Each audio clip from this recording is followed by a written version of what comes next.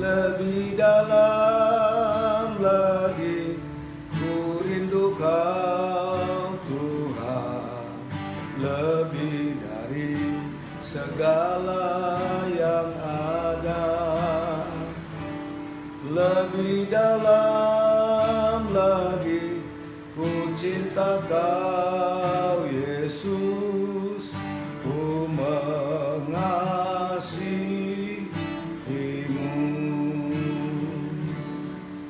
ku mengasihimu,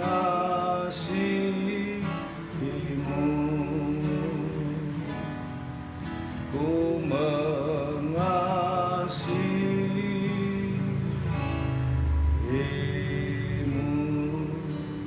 Salam, saudara-saudara yang saya kasihi, yang saya cintai, seluruh jemaat GBI Abadi, baik Bapak Ibu, suami istri, dan anak-anak, dan yang sudah janda, bahkan yang masih dalam kandungan.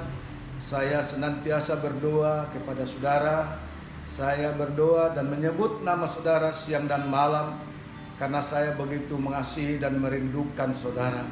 Kiranya Tuhan melalukan kita dari tulah ini dan menyelamatkan kita untuk di hari-hari akan datang kita dapat berjumpa di gereja kita untuk bersama-sama memuji memuliakan nama Tuhan. Haleluya. Kiranya saudara-saudaraku yang kekasih, melalui pertemuan ini saya ingin memberkati kita melalui suatu kebenaran yang saya lihat untuk kita masing-masing memilikinya. Tema khotbah saya pada malam hari ini singkat saja, mengenal Allah dan kasih-Nya. Saya percaya Hosea berkata, binasalah umatku karena mereka tidak mengenal Allah. Tetapi sebaliknya saudara, orang yang mengenal Allah, Daniel berkata, akan bertindak. Artinya apa? Masalah, problem, kondisi yang sulit tidak membuat kita padam secara rohani, tidak membuat kita mati secara rohani. Tapi sebaliknya, masalah, persoalan, kesulitan akan membuat kita semakin bangkit, memuji-muji, memuliakan nama Tuhan kita. Sebab Allah yang kita sembah, Dialah yang punya langit, bumi dan segala isinya. Dan seluruh yang bergerak di bumi ini, tidak ada yang tidak sepengetahuan dan seizin Tuhan. Karena itu saudaraku yang kekasih, seluruh saudara yang mendengarkan khotbah ini melalui media ini, saya ingin memberkati saudara. Selamat malam, Tuhan Yesus memberkati kita semua. Saya ambil satu ayat dari Mazmur 91 ayat 14. Sungguh hatinya melekat kepadaku, maka aku akan meluputkannya, aku akan membentenginya, sebab ia mengenal namaku. Saudaraku, ini adalah suatu kalimat yang keluar dari mulut Allah, memuji orang yang hatinya melekat. Saya percaya kenapa hati Daud melekat kepada Tuhan, karena jawabannya Daud mengenal Tuhan yang dia sembah. Karena itu Allah berkata, aku akan meluputkannya, aku akan membentenginya, sebab ia mengenal namaku. Saya percaya kita semua ingin luput dari situasi kondisi yang terjadi sekarang ini. Tetapi jikalau kita tidak mengenal Tuhan yang kita sembah, kita bisa masuk dalam kelompok orang yang stres, cemas, ketakutan. Di ayat 15 dikatakan, bila ia berseru, orang yang mengenal Tuhan itu, jika dia berseru, dia akan mendapat jawaban dari Tuhan. Aku akan menjawab, kata Tuhan. Bahkan tidak hanya berhenti di situ, aku akan menyertainya di dalam kesesatan. Semua manusia di kolong langit ini sekarang ini mengalami situasi yang sangat sulit. Rasanya dunia ini sesat. Tetapi kalau kita yang percaya kepada Tuhan, yang mengenal Tuhan dan kebaikan Tuhan, kita akan ditolong, disertai, dimampukan oleh Tuhan. Bahkan dikatakan, aku akan meluputkan. Dan yang terakhir di ayat 15, memuliakannya. Arti memuliakannya, saudara yang kekasih, memberikan dia semangat, gairah. Dan kita tidak, saudara yang kekasih, lemah. Dan di ayat yang ke-16, dengan umur panjang akan kukenyangkan dia. Bapak Ibu yang kekasih di dalam nama Tuhan Yesus Kristus, melalui khotbah ini saya mau menyampaikan ungkapan Daud, karena dia mengenal Tuhan dan kasih Tuhan yang begitu besar. Ketika Daud itu pulang dari peperangan, ketika dia diluputkan Tuhan dari semua musuh, semua yang ingin menghancurkan kehidupannya, termasuk Saul. Lalu ada satu kalimat, satu ayat yang sangat penting kita harus renungkan pada malam hari ini. Di ayat yang ketiga dia berkata begini, "Ya Tuhan, bukit batuku, kubu pertahananku dan penyelamatku, Allahku, gunung batuku, tempat aku berlindung, perisaiku, tanduk keselamatanku, kota bentengku." Ini satu ungkapan pujian kepada Allah, karena dia mengenal Allah yang dia kenal. Ada 6 kata di dalam ayat ini yang perlu kita renungkan. Yang pertama, bukit batu. Kalau berbicara bukit batu berarti perlindungan yang sangat kokoh. Yang kedua, kubu pertahananku. Ini berbicara tentang tempat perlindungan yang tidak bisa dimasuki oleh musuh. Kalau Tuhan di pihak kita, kata Rasul Paulus, tidak ada yang menjadi musuh kita. Amin. Yang ketiga, penyelamatku. Artinya perlindungan yang hidup. Allah kita hidup, dia ada di mana kita ada. Dia bukan Tuhan yang jauh dari kita. Yang keempat, perisaiku. Artinya Allah yang berdiri di antara kita dan musuh yang ingin membinasakan kita. Musuh kita sekarang apa? Virus corona. Tapi jangan takut, ada Tuhan di antara kita dengan virus corona. Itu sebabnya kita dijamin Tuhan untuk bisa melewati masalah ini. Dan yang kelima dalam kalimat ini, tanduk keselamatan. Ini artinya apa? Kekuatan dan kuasa Allah yang memberi kemenangan kepada kita. Haleluya. Dan yang terakhir, kota bentengku, tempat yang aman. Jadi kota benteng itu artinya kota yang aman. Adakah kota di dunia ini yang bisa kita tempati supaya kita aman? Tidak ada. Amerika Serikat, negara superpower, juga ketakutan.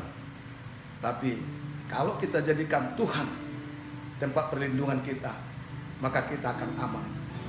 Mazmur 62 ayat 2 dikatakan, hanya dekat Allah saja hatiku tenang. Saya rindu kita semua mengenal Tuhan dan kasih-Nya yang begitu besar. Saya mau kita baca di dalam Mazmur 119 ayat 57 sampai dengan ayat yang ke-64. Saudara baca nanti, buka Alkitabmu, saya hanya sampaikan poin-poinnya saja. Bila mana kita ingin mengenal Allah dan kasih-Nya, yang pertama kita harus tinggal di dalam firman-Nya, ayat 57. Tinggal dalam firman Allah itu artinya menjadi pelaku, bukan hanya sebagai pendengar. Alkitab mengatakan kalau kita hanya pendengar, tidak menjadi pelaku, kita membohongi diri sendiri. Tapi yang berbahagia, kata Alkitab, orang yang mendengar dan melakukan. Yang kedua, mencari wajah dan kasih karunia Tuhan dengan segenap hati, ayat 58. Bukan setengah hati, segenap hati. Segenap hati, saya percaya tengah malam pun kita bisa dibanguni Tuhan. Baca Alkitab. Saya seringkali tengah malam dibanguni Tuhan, itu berdoa, bahkan baca Alkitab. Yang ketiga, di ayat 60, bergegas untuk melakukan firman Tuhan, bersegera, kata Alkitab. Bergegas, jangan berlambat-lambat, jangan cari alasan, jangan katakan ini karena itu, jangan. Apa kata Alkitab? Lakukan saja, seperti orang bodoh. Alkitab juga mengatakan, barang siapa mau mengikut aku, dia harus mau seperti anak kecil. Anak kecil tidak punya alasan. Yang keempat, sering berdoa, ayat 62. Saudaraku, Raja Daud berdoa 7 kali satu hari. Bahkan Alkitab mengatakan tempat tidurnya digenangi dengan air matanya. Saya juga akhir-akhir ini sering sekali menangis berdoa. Saya menyebut nama saudara. satu persatu. Kadang-kadang Tuhan menaruhkan sesuatu di hatiku dan saya berseru dan pasti Tuhan akan menjawab. Yang kelima, bergaul dengan yang takut akan Dia. Ayat yang ke-63. Kalau saudara ingin mengenal Tuhan, bergaul dengan orang-orang yang takut Tuhan, yang mencintai Tuhan. Kalau saudara bergaul dengan orang jahat, pasti saudara jahat.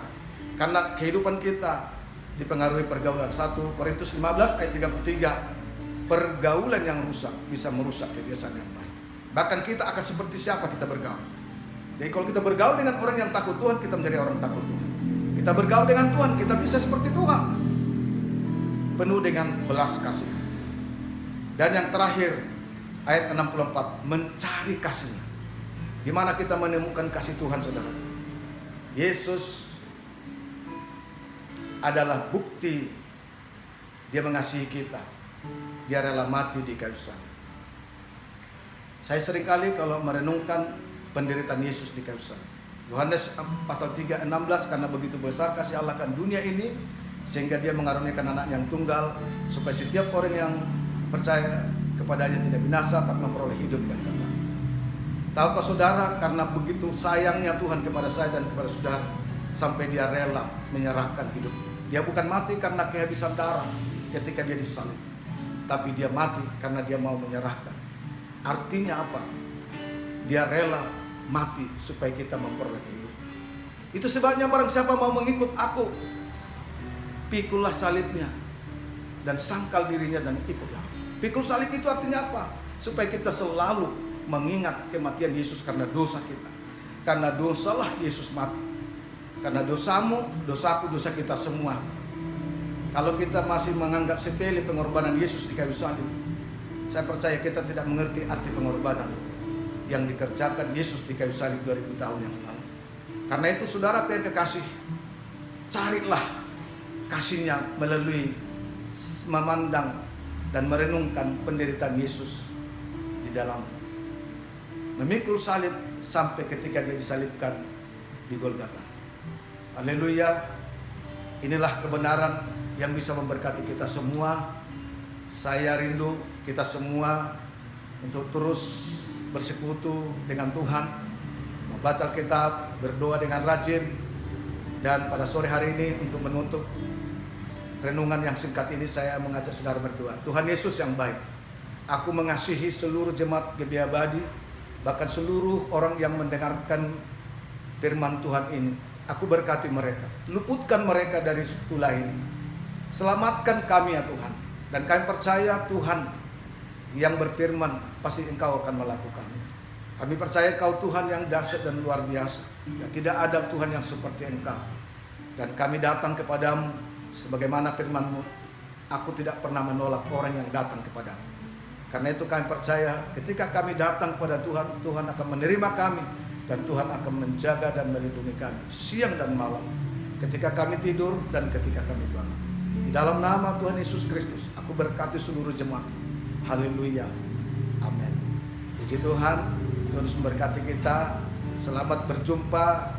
Beberapa hari akan datang, hikmat kepada saya tidak lama lagi, tulah ini akan berhenti. Kita akan bisa beribadah bersama-sama di gereja. Tuhan Yesus memberkati kita semua. Salam. Haleluya.